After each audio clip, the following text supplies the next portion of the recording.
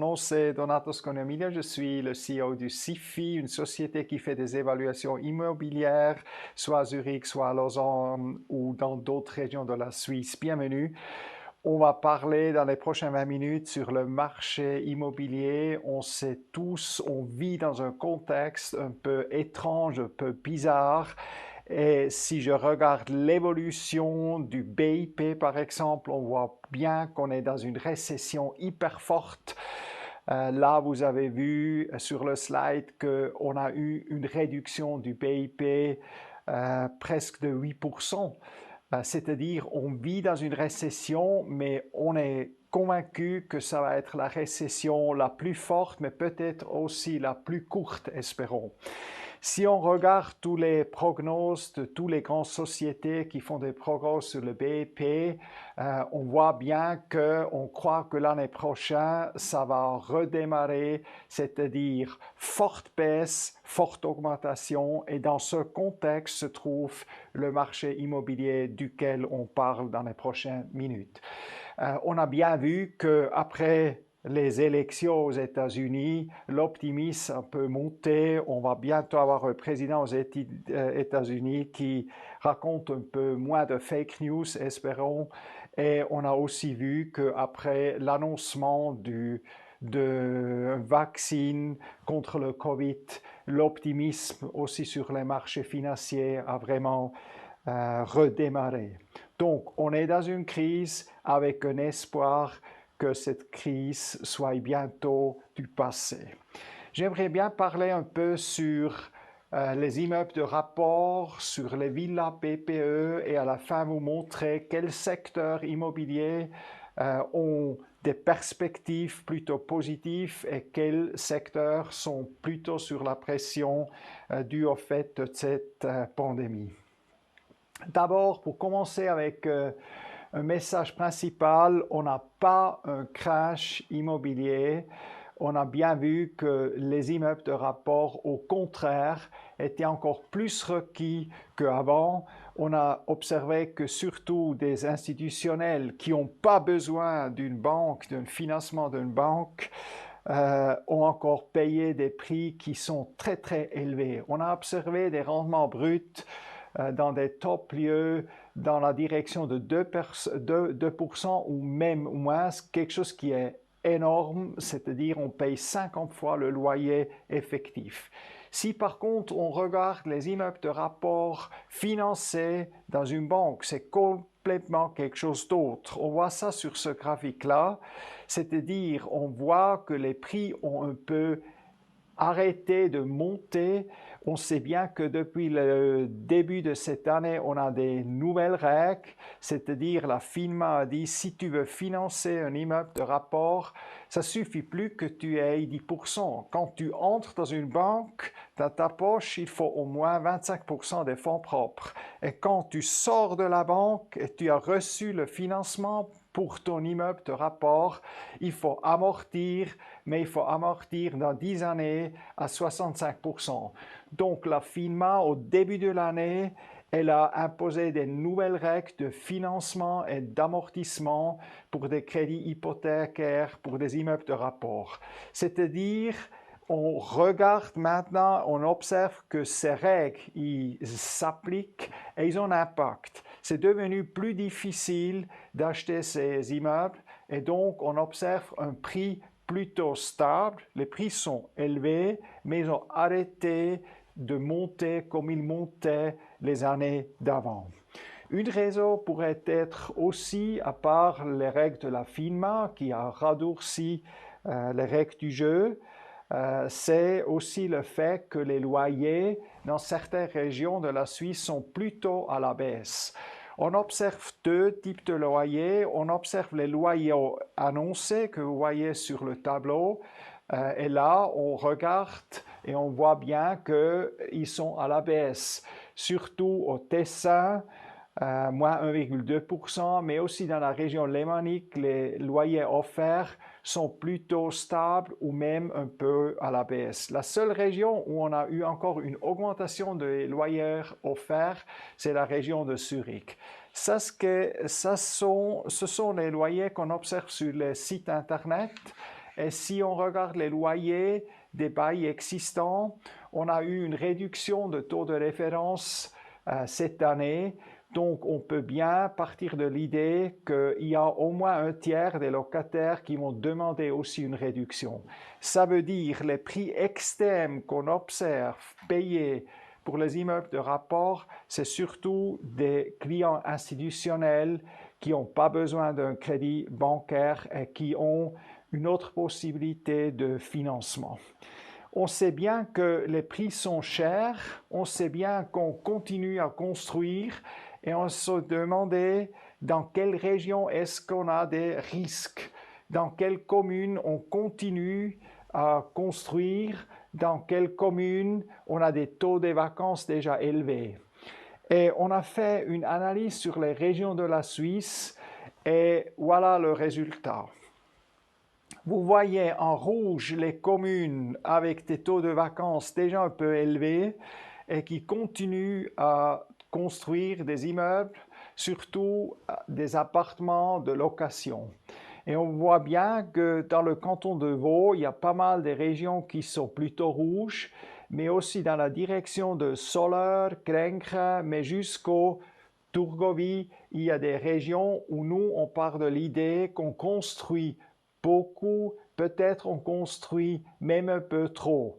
Donc surtout les immeubles neufs qui vont sur le marché, ils vont devoir baisser les loyers avec le risque que les immeubles à côté qui sont un peu moins en bon état, les locataires près se disent je vais changer. Donc le taux de vacances du neuf va déménager dans des immeubles un peu plus vieux. Les autres régions de la Suisse, on peut dire, si on regarde les centres, malgré le fait que le Covid fasse un peu moins attractif les centres, on sait bien que dans le centre de Zurich, Genève, Bâle, Berne, on trouve presque rien. Donc là, on n'a pas un risque de taux de vacances trop élevé. Au niveau suisse, on a 80 000 appartements vides et on part de l'idée que ça va continuer. Investir dans l'immobilier de placement reste attractif. On sait bien que les taux de vacances sont bas, mais il y a des régions où nous on dit attention, c'est plutôt rouge. Si on fait une analyse dans des régions grandes, par exemple région arc lémanique, on voit bien qu'il y a certaines communes, comme par exemple Morges, où le taux de vacances est déjà assez élevé. Donc si on continue à construire sans croissance forte de la population, le taux de vacances et avec ça, le risque de diminuer les loyers, ça va monter. De l'autre côté, on a des communes qui ont peu de risques, comme Morges, je m'excuse, je voulais parler de Moudon, excusez-moi. Moudon, où on construit beaucoup, le taux de vacances est élevé. Par contre, Morges ou Puy, où c'est tellement requis, il y a peu d'appartements vides, donc là le risque il est très bas. Donc vous avez sur le slide les deux colonnes du risque majeur ou risque minimal. On a mis aussi dans ce graphique-là les loyers, combien on paye pour un loyer offert de 3,5 pièces, où on voit bien que dans les centres c'est cher et plus on voit dans la direction campagne moins cher c'est.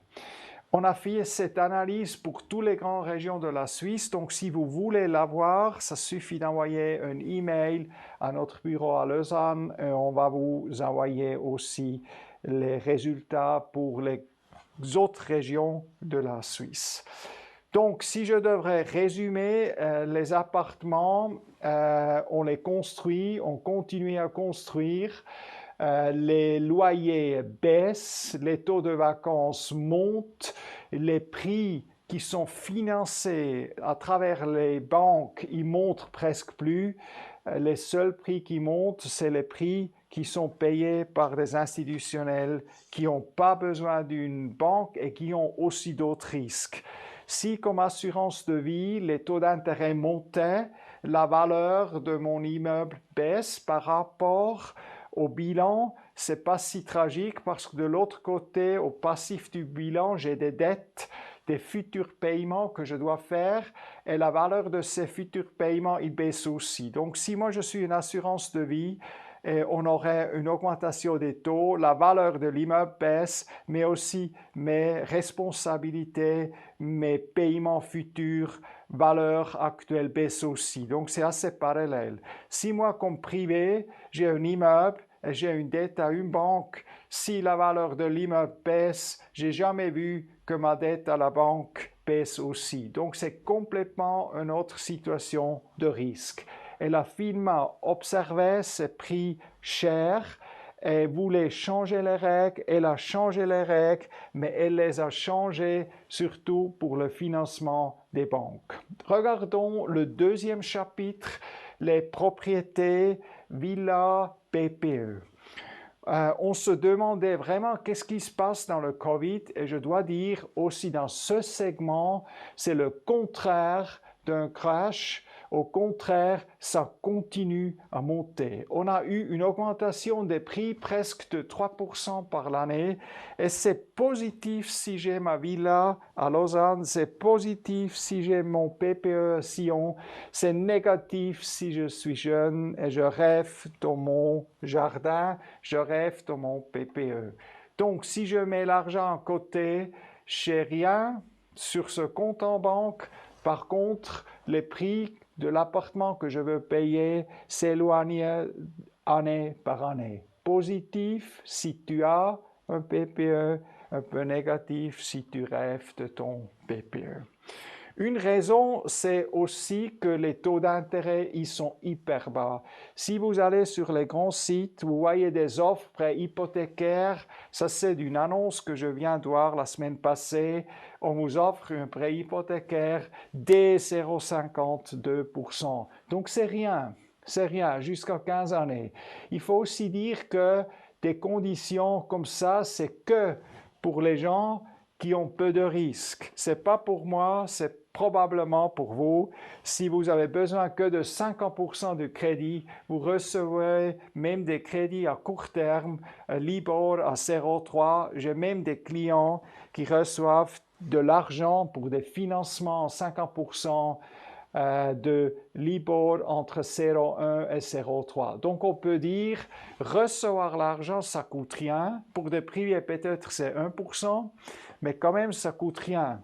Si j'ai un crédit de 1 million et je prends 1%, ça me coûte 10 000 francs suisses divisé par 12, c'est 800 balles par mois. Si je compare ça avec ce que je paye pour mon appartement, je dois dire, je préfère d'être propriétaire parce qu'une fois je suis propriétaire, je paye presque plus rien.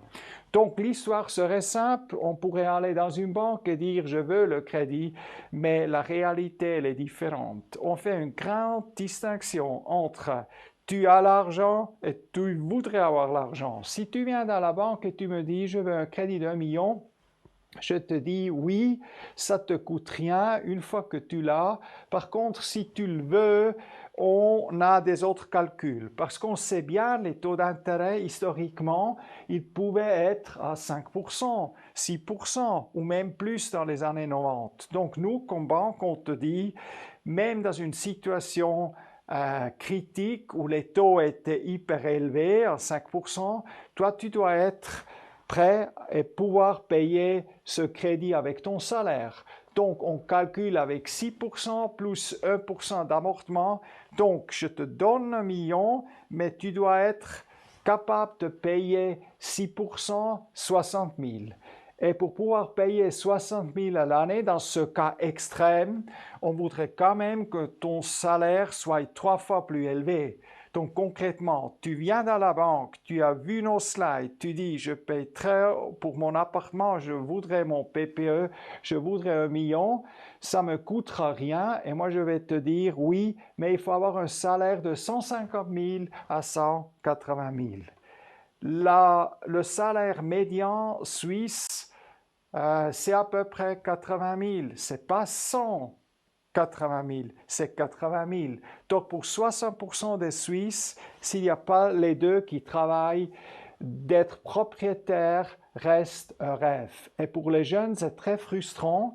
Donc si vous êtes né à Lausanne et vous voulez acheter quelque chose en dessous de 1 million, une petite maison de 140 mètres carrés, pas neuf, 10 années, 2 salles de bain, quelque chose de pas spécial, vous devez presque émigrer dans le reste de la Suisse. C'est-à-dire, si vous êtes à Zurich, vous pouvez aller dans le canton d'Argovie ou dans le canton de Tourgovie. Si vous êtes dans l'arc lémanique, vous ne trouvez rien directement proche des centres. Vous pouvez aller à Châtel-Saint-Denis ou dans des autres régions. Donc, une raison pour laquelle les gens quittent les villes, c'est non seulement le COVID, ça c'est quelque chose qui peut-être va pousser encore un peu plus, mais c'est surtout les prix énormes de ces centres.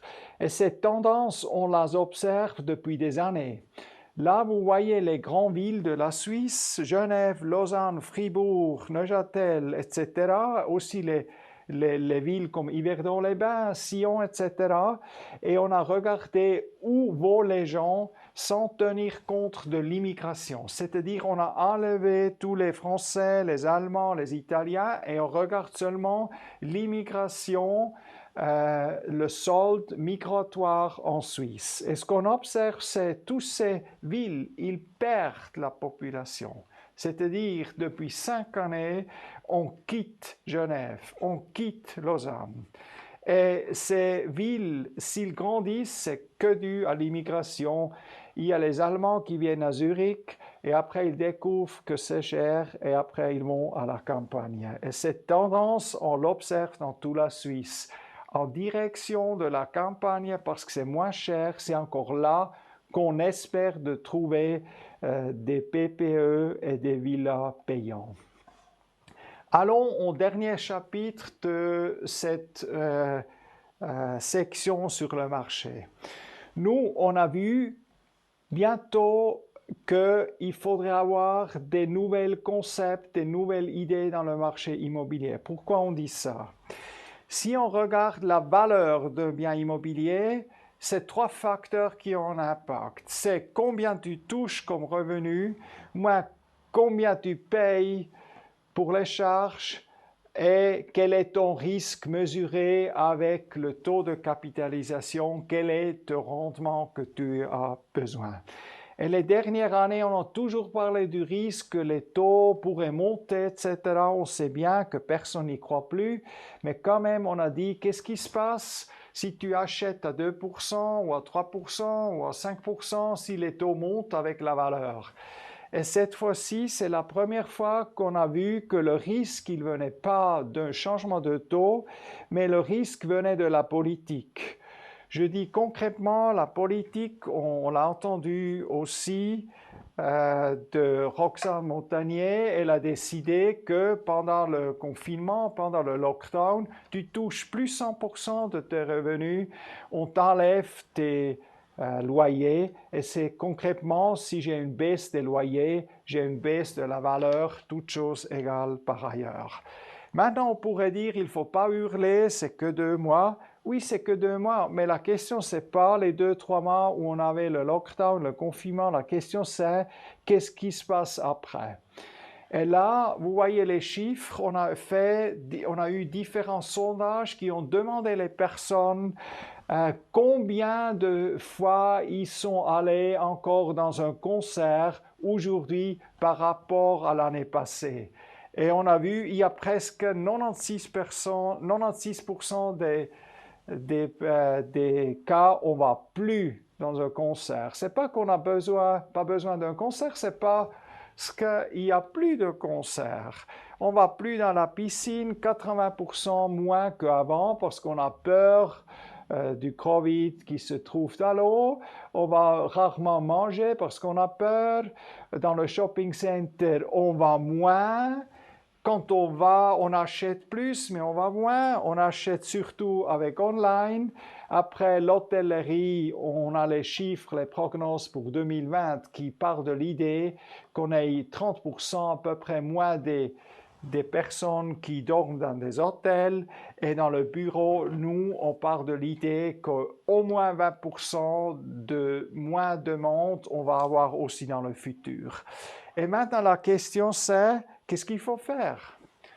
Comme propriétaire immobilier, si je suis investi dans un shopping center, je dois dire, c'est une super chose, mais c'est un challenge. Pourquoi je dis ça? Regardez une fois les cours des actions de Amazon depuis début de cette année et le cours de CBL Shopping Center REITs aux États-Unis. Et vous voyez très bien, il y a ceux qui profitent et ceux qui souffrent.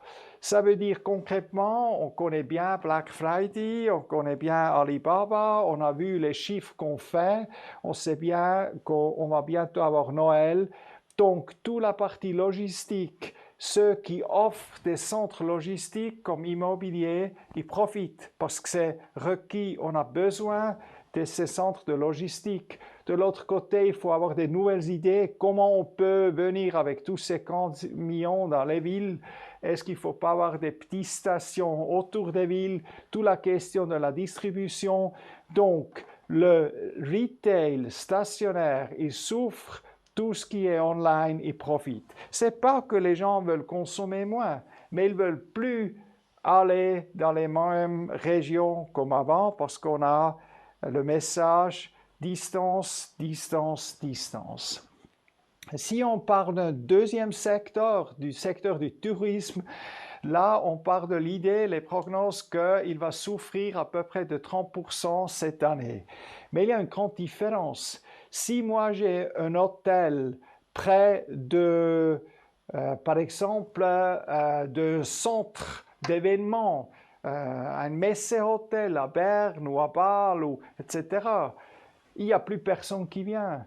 Si j'ai un City Hotel dans le centre de la ville où j'avais tous les business people qui venaient, il n'y a plus personne qui vient. Donc là, de dire il faut avoir des idées, je vous dis, oui, il faut avoir des idées, mais peut-être l'idée va être, je ferme mon hôtel, je vais le rouvrir dans 4 ou 3 années en espérant que la situation ait changé.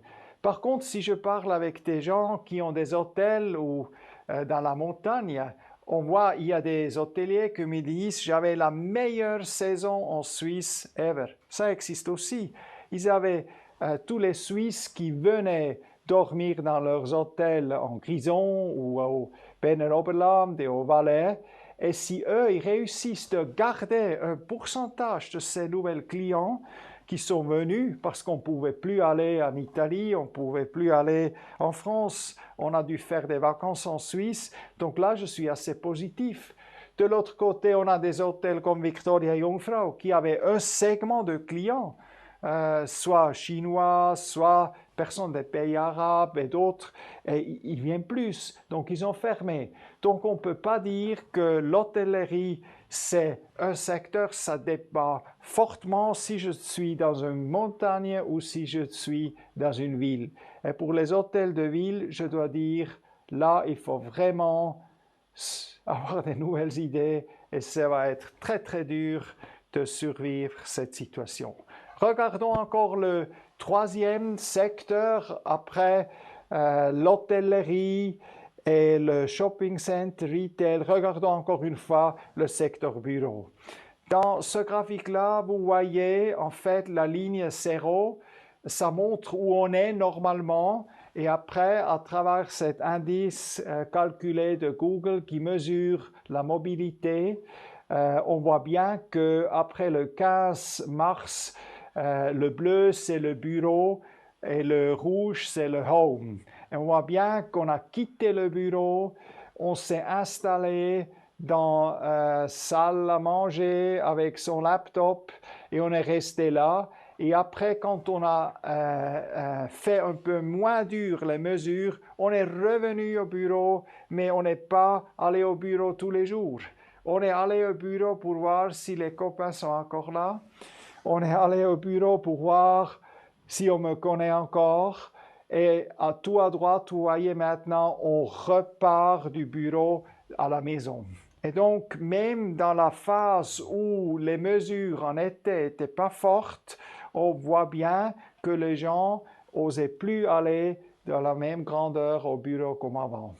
Et nous, on part de l'idée, on voit ça bien, qu'il y a beaucoup de CEO qui cherchent des nouveaux bureaux, mais ils sont en train de faire des concepts home office. Et moi, personnellement, j'étais contre le home office parce que je disais, je ne te vois plus, je ne sais pas ce que tu fais, tu es tout le temps devant le frigo, tu regardes la télé, mais tu ne travailles pas, donc viens au bureau. Et entre-temps, j'ai même changé. Et je connais beaucoup de personnes qui ont changé, qui ont dit, mais ça fonctionne quand même. Donc peut-être pas toute la semaine, ça je veux pas, mais peut-être une journée et demie.